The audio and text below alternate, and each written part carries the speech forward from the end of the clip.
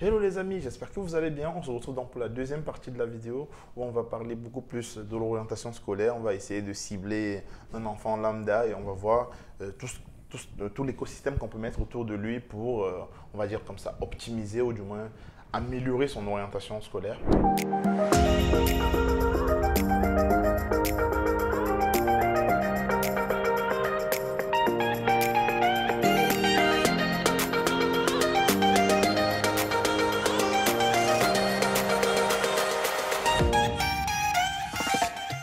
On est toujours avec le docteur Eric Moifo. Bien qu'il se refuse de vouloir qu'on lui colle l'étiquette de docteur, comme on lui dit. Merci bien. Donc voilà, rebonjour. Bonjour Eman. Tout va toujours bien? Parfaitement. Merci encore. Donc, comme on le disait déjà, j'aimerais dans un premier temps qu'on puisse savoir déjà dans quel contexte est-ce que vous travaillez? Quel est votre contexte de travail aujourd'hui? Voilà. Alors moi, j'ai été très porté par la liberté. Donc avec des collègues, on a créé, même pas qu'on a créé, c'est-à-dire j'ai rejoint des collègues qui avaient déjà créé une association qui s'appelle Modus Operandi. Donc c'est une forme d'institut qui fait de la recherche autour de la question des conflits. Et comme je suis très porté par la liberté, bon, j'ai rejoint ces collègues et j'ai orienté ma recherche sur ce qu'on appelle, enfin, en tout cas, ce que j'ai pu voir en France, sur les violences urbaines. Mais c'est un cas de travail où la liberté elle est consacrée. C'est-à-dire, on ne me juge pas sur ma présence au travail. Ce qui est important pour les membres du bureau de cet institut, c'est les résultats. C'est ce que je produis comme résultat qui est important. Je peux faire 2 semaines à la maison, télétravail ou pas télétravail. À la fin du mois, on me demandera simplement qu'est-ce que tu as produit. Et ce sont ces productions que je dois pouvoir mettre sur la table pour pouvoir dire voilà ce que j'ai pu faire. Est-ce que cette liberté-là n'est tout de même pas liée au fait que vous ayez un certain niveau socialement reconnu finalement? Non, non, pas du tout. C'est l'esprit de ce lieu où je travaille. C'est un esprit. Il y avait plusieurs choix. Hein. D'ailleurs, jusqu'à présent, je reçois des offres. Mais j'aime ma liberté. Et ce lieu où je suis, voilà, me laisse Vous voilà, organiser. tout à fait. Donc, ce n'est pas tant le statut, mais c'est l'esprit de la structure voilà, qui le veut. Et mes collègues, Karine, Serena, Clask, voilà, sont dans cette même mouvance et je me retrouve dans cette liberté. J'aime pas quand on me bride. Quand on bride ma liberté, eh ben, je prends mes distances et soit je m'en vais, ou alors, voilà, je ne fais plus rien, je vais ailleurs. D'accord. Et à l'intérieur même de cette liberté-là finalement, je veux dire concrètement, votre travail, quels sont vos différents interlocuteurs professionnels? Je ne parle pas des collègues, mais je veux dire des clients, des commerciaux et je ne sais trop quoi. Bon, je ne sais pas si on parle de clients, mais je travaille beaucoup avec les municipalités locales, comme ici à Grenoble. J'accompagne un programme qui s'appelle Émergence de la ville de Grenoble, où je suis celui qui forme les jeunes à l'art oratoire. Et ce programme Émergence est rendu à sa 7e édition. D'ailleurs, à l'heure où je vous parle, nous sommes en plein là-dedans, où on prend des jeunes de divers lieux géographiques, de divers statuts, et on essaye avec eux de fabriquer en commun. Parce que parfois, les gens ont l'impression que le fait de dire commun est une réalité. Non. Voilà, je suis Camerounais, je vis en France, mais j'accompagne des jeunes Français sur qu'est-ce qu'un commun. Comment nos différents, comment nos divers lieux, lorsque on accepte la différence, parce que le tout n'est pas de dire qu'il y a la différence, le tout est d'abord de l'accepter. Et quand on accepte cette différence, maintenant, comment on fabrique un collectif. Donc, mais les interlocuteurs, c'est les municipalités, c'est aussi d'autres structures associatives, comme les MJC, ici à Grenoble. Je travaille beaucoup avec la MJC Robert Desnos à Échirolles, donc depuis d'ailleurs 2012 que je suis arrivé dans ce pays. La première structure à laquelle je travaille, c'est la MJC Robert Desnos, où mon travail a davantage consisté à accompagner les jeunes à avoir l'esprit critique.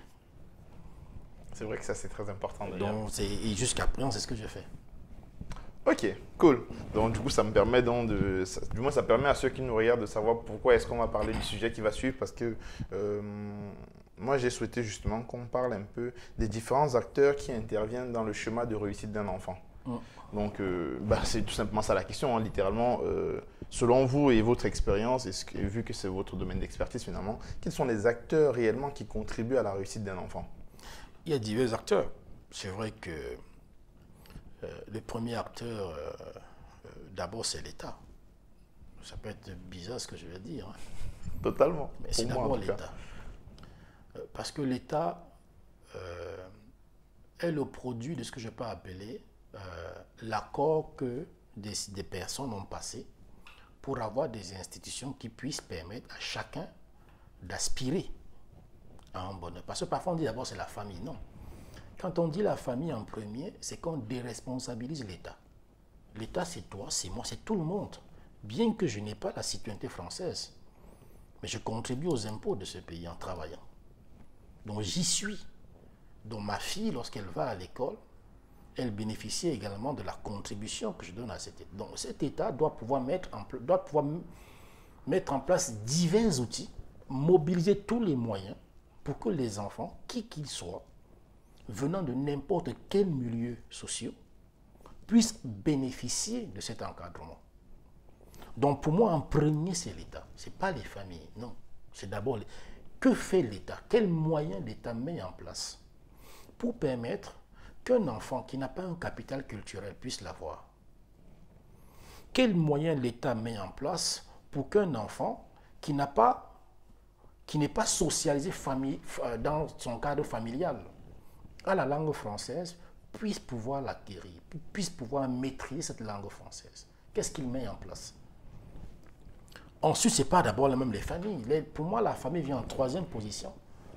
La deuxième chose maintenant, c'est les différents lieux de socialisation de l'enfant. Parce que quand votre enfant sort de votre maison, il va où cet enfant? L'enfant à la maison il peut jouer un film. Totalement, c'est vrai. Il peut être tout doux. Un parent peut dire à l'enfant, reste tranquille, quand on mange, on se tient bien à table, fourchette à gauche, c'est pas si on dit fourchette à gauche ou l'autre. En tout cas, on peut tout dire à l'enfant peut le faire, il peut jouer un film. Donc les autres lieux de socialisation, et là on va revenir à l'État, parce que quand on dit les autres lieux, c'est hors du cadre familial, donc c'est dans la société. Donc quels sont les autres lieux de socialisation? Et là, ici, j'ai vu, il y a les MJC, dont les maisons de jeunesse et de culture, il y a des bibliothèques, il y a des centres culturels, il y a des musées. Donc tous ces autres lieux de socialisation participent à construire le chemin de la réussite de l'enfant. Et en troisième position maintenant, c'est l'enfant d'abord lui-même. Pas d'abord la famille, l'enfant lui-même. L'enfant lui-même, c'est aussi sa capacité à chercher et à créer autour de lui. C'est-à-dire, quand je dis sa capacité à créer et à chercher, ce n'est pas d'attendre de ses parents ni des autres. Quand tu attends de tes parents ou des autres, tu deviens un suiveur. Tu ne fais pas ce qui est au fond de toi. Quelle est ta capacité à dire à ton parent, voilà ce que j'ai envie de faire? Un exemple concret. D'ailleurs, le film sortira là le 2 avril, dans le cadre de Émergence. J'ai rencontré un jeune, je crois qu'il avait 20 ans, Lilian, si je ne m'abuse à l'époque, ou 19, je ne sais plus quel âge il avait. Il était scolarisé dans une très grande école, l'école de commerce. Ça coûte cher ici. Ah oui. C'est entre 7 et 10, voire 15 000 € l'année. Tout à fait. Il avait déjà fait 2 années à l'école de commerce. Lorsqu'il est venu au masterclass que je facilitais, je préfère ce thème,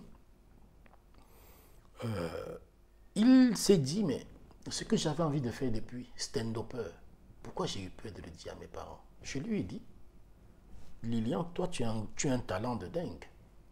Ce qui te manque, ce sont les arguments pour affronter ton parent.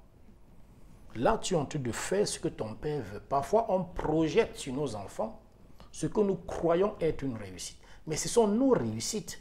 Qu'est-ce qu'on sait de l'enfant lui-même? Et Lilian a eu le courage d'aller affronter ses parents. Après que ses parents ont dépensé près de 20 000 € en 2 ans. Il a dit à son parent, papa, moi, l'école de commerce, ce n'est pas ma voie. Je vais être stand-upper. Mais non, si. Ils ont discuté. Et Lilian a convaincu son père À l'heure où je vous parle, il est à Paris, au cours Florent. Donc, le troisième élément, c'est l'enfant lui-même. Sa capacité à chercher, à douter, à trouver d'autres. Et ensuite, maintenant, viennent les parents, dont la famille. Et c'est comme ça que j'éduque ma propre fille. Mais, alors, concernant justement entre parents-enfants, là, est-ce qu'il n'y a pas un âge, il y a un âge de départ où l'enfant peut commencer? Ou est-ce que on ne peut pas dire dès l'enfant, du moins dès la naissance, autant pour moi, l'enfant ne peut pas déjà émettre une certaine position finalement? C'est quand même, il y a peut-être, en moyenne on parle de 7 ans, je ne sais pas, mais c'est peut-être à partir de cet âge-là. Alors, voyez-vous, moi je prends l'expérience avec ma propre fille à la maison, qui a 8 ans, son petit frère, qui a 7 ans, et son petit frère qui a 3 ans. Je vois bien, parce que moi, ce que je vous dis, je le pratique. Je ne fais pas que parler. Je m'ai dit à ma fille, j'ai certes une longueur d'avance sur toi, mais ne t'empêche jamais de me poser des questions. Si je te dis fais ça, mais papa, pourquoi tu me demandes de faire ça? Je dois pouvoir t'expliquer. Absolument. Et si je ne suis pas en capacité de t'expliquer, très souvent, on gronde. Fais ça, je te dis. Non, mais explique à l'enfant. Pourquoi tu demandes... En fait, le fait participe à installer l'esprit critique dans l'esprit de votre enfant. Le pourquoi. Exact. Pourquoi? Ce que tu me dis là, est-ce que c'est la vérité? Ou bien c'est ta vérité? Donc si on est en capacité de le faire, c'est à l'enfant, parce que voilà, là, elle est au CE1. Il arrivera au moment où il va faire des choix. Totalement. Et chaque jour, ses choix changent. Hier, il voulait être comme tous les enfants. D'abord, il fait de la musique. Aya Nakamura, Ariana Grande, je ne connaissais même pas. C'est qui Ariana Grande? Mais papa, tu ne connais pas Ariana Grande et tout? Mais je ne connais pas. C'est son âge. Voilà. J'ai dû aller taper sur Internet pour voir qui est Ariana Grande. Et j'ai vu qui était Ariana Grande, une chanteuse. Pourquoi tu veux être Ariana Grande? Je ne sais pas. Mais tu as vu? Si toi, tu me poses des questions, je te réponds. Il faut que toi aussi, tu me répondes. Donc, on va réfléchir. Elle va y réfléchir. Ah non, papa, je pense que je ne serai plus Ariana Grande. Je vais être médecin. Mais pourquoi tu veux être médecin? Donc, quand on le fait, l'enfant s'inscrit dans un processus où l'enfant se dit, ce n'est pas aux autres de me dicter une loi. C'est à moi de pouvoir argumenter mes choix. Ok, justement par rapport à ça, nous sommes africains, hein, clairement. Et en Afrique, généralement, le concept d'éducation est essentialisé autour du respect. C'est vraiment le père dit à gauche et tout le monde est à gauche. Alors qu'en France, c'est un tout petit peu différent. Et on va encore plus loin dans le sens où en France, la notion de punité est bien encadrée dans le sens où punir un enfant, on risque de se faire retirer son enfant et bien d'autres choses. Comment est-ce qu'on arrive finalement à entre guillemets, intégrer un climat de respect tout en permettant à l'enfant d'avoir cet esprit critique-là et que les deux ne se confondent pas? Oui, parce qu'on fait parfois beaucoup de confusion. Avoir de l'autorité ne veut pas dire imposer. Non, il faut qu'on soit clair aussi. Avoir de l'autorité ne veut pas dire ne pas parler. Avoir de l'autorité ne veut pas dire ne pas jouer. Ma fille me respecte, je suis son père. Mais est-ce qu'elle me respecte uniquement parce que je suis son père? Si je suis quelqu'un qui rentre tout le temps, je tape sa maman. Si je rentre tout le temps, je casse des verres à la maison. Est-ce qu'elle va me respecter parce que je suis uniquement son père? Non. Donc, l'autorité n'empêche pas de parler. L'autorité n'empêche pas de discuter avec l'autre. Parce que tout à l'heure, quand je vous disais que je recule, comme appelle Dr Eric Moifo, parfois c'est un diplôme d'autorité. Ah mais tais-toi, je t'ai dit, tu ne sais rien, je suis docteur. Mais qu'est-ce que ça a à voir? Qu'est-ce que ça a à voir? Et malheureusement, on entend ça N fois dehors, N fois on entend ça. Tais-toi, tu sais rien, je suis ingénieur, je suis professeur, je suis ceci. Non, je ne recuse pas le diplôme. Je respecte ta distinction. Mais ce n'est pas ta distinction qui parle à ta place. Non. Quelle est ta capacité à argumenter l'idée que tu me partages? Donc, quand on fait bien cette distinction, on comprend une chose. Je vais maintenant plus loin. Quand vous avez dit, nous les Africains, parfois il y a, moi j'aime beaucoup blaguer avec ça, on dit, parfois j'entends dire, il y a la solidarité africaine. Vous l'avez entendu, il y a la solidarité africaine, le respect, comme tout à l'heure dans la question. Oui, totalement, oui. La notion de respect est totalement Très bien. Dans le cadre familial, du moins. Très bien. Alors, si on prend cet exemple, dites-moi, lorsque, moi je suis parfois très curieux, vous allez dans un hôpital, quel que soit le pays, hein, surtout, comme vous avez dit, en Afrique, prenons le cas du Cameroun. Vous avez une dame qui arrive, qui a un certain âge, et qui veut se faire consulter. Allez à l'hôpital, allez voir si cette dame-là, de cet âge-là, qui veut se faire consulter, en face, il y a le respect dû à son âge. Ou alors le respect n'est pas très souvent la condition de son statut social. C'est-à-dire, est-ce qu'on va par rapport se soucier de savoir si elle a l'argent pour se faire consulter? Ou alors on va se dire que non, comme elle est mamie, et je respecte les mamies, il faudra que je la soigne d'abord. C'est vrai que cette question, elle est... Est-ce que vous voyez? Oui, donc, oui, oui. L'autre chose maintenant, si je vais encore à ce niveau, il ne faut pas aussi qu'on essentialiser veut dire partir d'un cas et on va dire c'est une essence. Donc on va dire bon, tous les Africains sont pareils. Non, moi c'est vrai, j'ai vécu dans un cadre familial très autoritaire, ça c'est très vrai, moi par exemple. Très certainement comme beaucoup. Mais comme je vous l'ai dit, on joue des films. Si je vois mon propre parcours et mon propre père, père à son âme, je jouais des films avec mon père. Quand il était là, j'étais doux. Mais qu'est-ce qu'il savait de moi? Que savait-il de ma vie? Oui, je le respectais. Mais que savait-il de ma vie? Rien du tout. Parfois, je le regardais, je disais, mais si tu sais le 1/10 de ce que j'ai fait, papa. Mais... Donc, parfois, on joue des films. Et parfois, c'est factice. Voilà pourquoi moi, j'œuvre pour un rapport qui voudrait partir de ce que l'autre dit, pour construire ou bien pour réinventer un nouveau savoir, une nouvelle connaissance. Sinon, on aura toujours des rapports d'autorité. Fais ça, tais-toi sur ton grand frère, tais-toi sur ton père, tais-toi sur ton tonton. Non, mais argumente. Pourquoi? Exactement. Ok, je vois un peu sur quel plan vous œuvrez en tout cas. Et j'ai un petit constat personnel. Je n'ai pas de statistiques par rapport à ça. C'est un constat purement personnel. Rien de la généralité. Je me suis rendu compte que les jeunes, du moins issus de la diaspora, allaient un peu plus loin avec l'école que les jeunes nés ici. Je parle essentiellement, là on parle de contexte africain. Après les Occidentaux, ils sont à domicile, donc c'est un peu différent. Et je me demandais en fait, qu'est-ce qui fait à ce que les jeunes nés ici, de mon expérience déjà, je ne sais pas si c'est totalement vrai, mais en tout cas du peu de personnes que je connais et des personnes que je côtoie en fait, ils se sont rendus compte plus ou moins de la même chose. Pourquoi est-ce que il y a ce cas-là en tout cas, du fait où les gens qui sont arrivés ici peut-être après le bac par exemple, vont beaucoup plus loin avec les études que ceux qui sont nés ici. Qu'est-ce qui fait alors que ceux d'ici sont censés avoir le nécessaire, suffisamment d'outils et l'école de surcroît est gratuit, du moins est accessible au grand public finalement. Qu'est-ce qui peut faire à ce qu'on ait ces genres de cas de figure?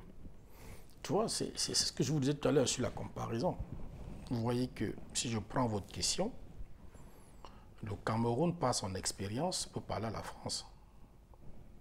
Et on sort de l'idée que le Cameroun doit se mirer sur la France.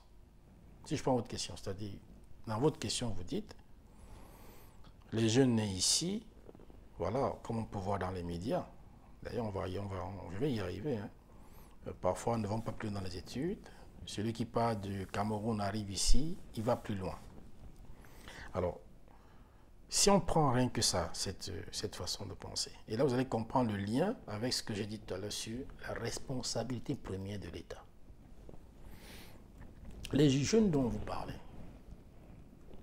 vous allez observer que les jeunes dont vous parlez, très souvent, viennent de ce qu'on appelle en France les quartiers populaires. Et quand on va dans ces lieux-là, le regard va nous dire que ces personnes qui y sont tous issues de l'immigration.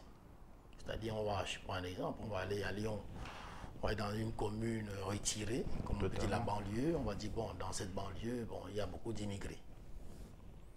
Mais la question qu'il faut maintenant se poser, quels sont les moyens que l'État met en place? Quels moyens l'État met en place? Parce qu'au Cameroun, dans mon village par exemple, où parfois j'allais rendre visite aux grands-parents, ce sont les familles qui se substituent à l'État. L'État se décharge sur les familles. Et comme les familles ont l'obsession de voir l'enfant réussir, les familles sont là. Mais dans un pays pareil, est-ce qu'on veut décharger la responsabilité de l'État sur les familles? Quels moyens l'État met en place pour permettre que tous les enfants de divers lieux puissent bénéficier de l'école? Sinon, on va rentrer dans tous les travaux de Foucault, que l'école est un dispositif qui construit les inégalités, ou bien qui reproduit les inégalités. Quels moyens l'État met en place? Parce que dans ces lieux, c'est dans ces lieux où je fais mes accompagnements avec les jeunes. Vous avez des parents qui n'ont pas le capital culturel pour suivre. Pendant le confinement, le premier confinement, en mars 2020, moi j'ai accompagné beaucoup d'enfants, beaucoup de jeunes, dont les parents n'avaient pas le capital culturel pour répondre à l'absence d'enseignants. Et si l'État ne met pas en place tout, c'est-à-dire que ne mobilise pas des moyens pour permettre à tous ces enfants-là de rester dans un tel chemin, dans un tel parcours scolaire, on aura l'impression que voilà, les familles ne font rien. D'ailleurs, c'est le discours qu'on entend depuis qu'on voit les violences comme à Paris. On décharge tout sur les parents. Ah, mais les familles, que font les familles? Mais non, c'est trop facile. Je veux dire que c'est un jeu, c'est un film. Les enfants jouent des films devant les parents. Donc si on arrive à identifier ça, on va se dire, on doit, parce que l'État n'appartient pas à ceux qui l'ont, à ceux qui l'administrent. Ils sont là pour un moment, ils gèrent des institutions. Ponctuellement. Exactement. Et ces institutions mobilisent l'argent de nos impôts. Donc qu'est-ce qu'ils en font pour ne pas permettre, ou bien pour permettre à tous les enfants de divers lieux d'accéder? Parce qu'on peut appeler voilà, les lieux où on peut se socialiser autrement. Ok, je vois. Et du coup, en partant du principe que même en changeant de gouvernement et autres, on ne change pas cette réalité politique-là, est-ce que parce qu'on est né à un endroit, ou du moins parce qu'on vient à un endroit, on est condamné finalement à réussir selon l'évolution de son écosystème? Non, pas du tout. Moi, je vous ai dit que moi, je connais beaucoup de gens ici qui sont nés en France, qui n'ont jamais voyagé, hein, qui ne connaissent que le monde par la lorgnette de France, de TF1, BFM. Ils ne connaissent rien du monde. Ils ont l'impression que le monde, c'est la France. Pour preuve, moi, j'ai donné un cours, j'ai amené des étudiants il y avait une exposition à la Maison internationale ici à Grenoble. Dans cette exposition, je demandais aux étudiants quelle est la taille du Mali. Alors, sur peut-être 17 étudiants, je crois qu'il y avait que, je vais dire peut-être quoi, je vais être gentil, peut-être 10, qui pouvaient me dire que le Mali, c'est telle superficie. Je ne dis pas qu'ils ne sont pas intelligents. Mais dans la façon dont le système éducatif français transmet l'enseignement, il faut parler de la grandeur de la France. Donc pour beaucoup de gens, la France est tellement grande que l'Afrique est un pays. Voilà, que l'Afrique est un pays. Quand on dit en France, quand on dit un Africain, c'est comme si c'était une nationalité. Non, non, ça, tu sais, les Africains. Donc on parle de la grandeur de la France. Et quand on dit la grandeur, la conséquence, c'est que dans l'imaginaire des gens, le Mali, par exemple, est une province, un petit pays. Pourtant, c'est 2 fois la France en termes de superficie. Absolument. Absolument. Donc, si on ne comprend pas ça, si on n'arrive pas Intégrer. à revoir son mode de pensée, la France va, en tout cas, tel que ce que je peux observer, aura de la peine parce que la France elle-même doit se réinventer. Elle doit se réinventer dans quel sens? D'abord son histoire. La France a tendance à figer son histoire. Nous sommes de racines judéo-chrétiennes. Non mais, il ne faut pas figer l'histoire. Quand on fige l'histoire, on exclut des gens. Parce que quand on fige l'histoire, on choisit quoi dire, quoi écrire. Absolument. Là, je suis d'accord. Et donc, si on ne veut pas figer l'histoire, il faut la faire évoluer, cette histoire. Et en ce moment, ce que vous dites, que d'autres enfants qui sont dans... Parce que parfois, les gens peuvent se dire, mais je ne me reconnais pas en ça. D'ailleurs, il y a un collègue de Sciences Po en 95, je pourrais vous l'envoyer par SMS, j'ai oublié. Il a fait une thèse, il a fait un très beau travail de recherche qui montrait que si jeunes sur 10 ne bénéficient pas des aides ou bien ne s'intéressent pas aux aides que propose l'État, ils préfèrent même ne pas aller prendre les aides que propose l'État. C'est quand même fou, non? 6 sur 10. C'est beaucoup, non? 60%. Exact. Ça commence à être flagrant quand même. Ils préfèrent créer autre chose. Donc peut-être la question peut être tournée vers là aussi. C'est-à-dire, qu'est-ce qui peut amener un jeune à se dire, moi l'État là, je m'en fiche, je ne m'y intéresse pas. Et c'est à l'État de se réinterroger, et non de se dire, je m'en fous. Ils n'ont qu'à s'adapter, ils n'ont qu'à s'intégrer, le discours à la mode. Donc ce travail, s'il n'est pas poussé jusqu'au bout, comme je l'entends, les gens se disent, bon ben, nous les Camerounais, quand on vient ici, on travaille, je peux transposer ça pour le Cameroun. Quand on migre,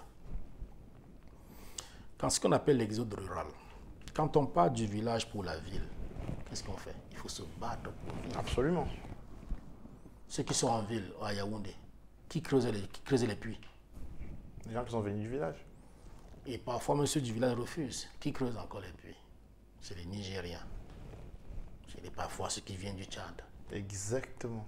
Qui tient les petites boutiques à Yaoundé?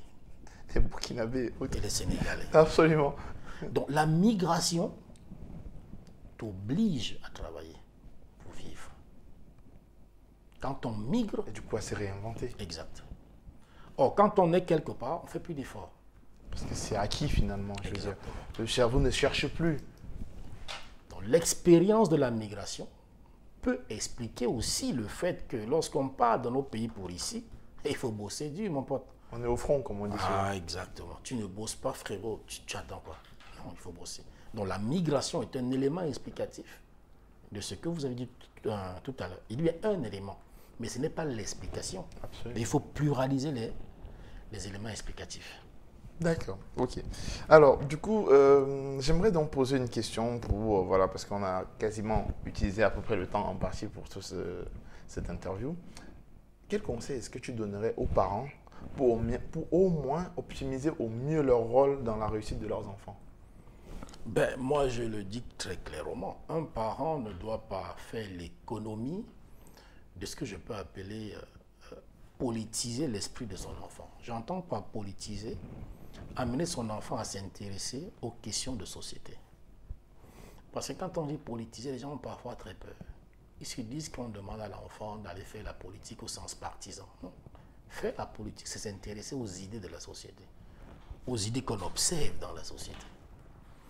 Parce que quand un parent dit à l'enfant, tais-toi, ne parle pas, sois calme, ne dis rien, on bride son imaginaire, on enferme son imaginaire. Un parent doit pouvoir pousser l'enfant à la curiosité. à s'intéresser à tout ce qui se fait à l'extérieur. Un parent doit pouvoir dire à l'enfant, on vient de voir le journal, non? Oui. Qu'est-ce que tu en penses? Tu as vu le journal de la CRTV? Oui. Tu as vu le journal de France 2? Oui. Qu'est-ce que tu en penses? Est-ce que le journal de la CRTV dit la vérité absolue? Est-ce que France 2 dit la vérité absolue sur la France? Et l'enfant doit pouvoir argumenter. Et toi, parent, tu dois aussi argumenter. Le tout n'est pas dire à l'enfant, ah ben non, tais-toi, la CRTV c'est la vérité. Je te dis, tais-toi, non. Donc, amener l'enfant, dès le bas âge, à avoir cet esprit du doute, du questionnement, de l'ouverture de son imaginaire, on lui donne les armes de la réussite. Voilà ce que je pense. D'accord. Et d'ailleurs, ce que vous avez proposé, ça fonctionne que ce soit au Cameroun, en Chine, en France. Partout. Voilà, absolument. Donc, Partout. j'espère que tous les parents qui regardent la chaîne ont retenu la leçon parce que c'est quelque chose de très Non, important. pas une leçon. Oui, Une je leçon. suis d'accord. Oui, Modestement. la proposition alors. Exactement. Voilà. Modestement. On a du moins retenu la Mais proposition exactement. du docteur, hein, Eric Moifo, le passant. du docteur Eric Moifo. Donc, merci encore de nous avoir accordé Je du vous en temps prie, Yaman, pour avec répondre aux plaisir, questions. Avec plaisir, avec plaisir. Et malheureusement, on n'a pas énormément de temps aujourd'hui et vu l'étendue du sujet et sa complexité, je pense qu'une heure de discussion ne peut pas suffire, du moins pour faire le tour du sujet. Je pense plutôt que si j'arrive encore à m'organiser pour venir sur Grenoble, peut-être qu'on s'organisera pour préciser encore un petit cadre Exactement. de temps en Ouais. temps.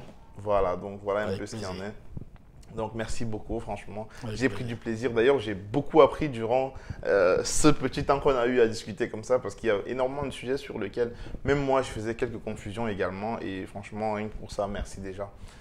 Donc, Je vous en prie. merci également à ceux qui ont regardé jusqu'au bout. C'était Herman et Eric surtout. À bientôt. Ciao. Ciao.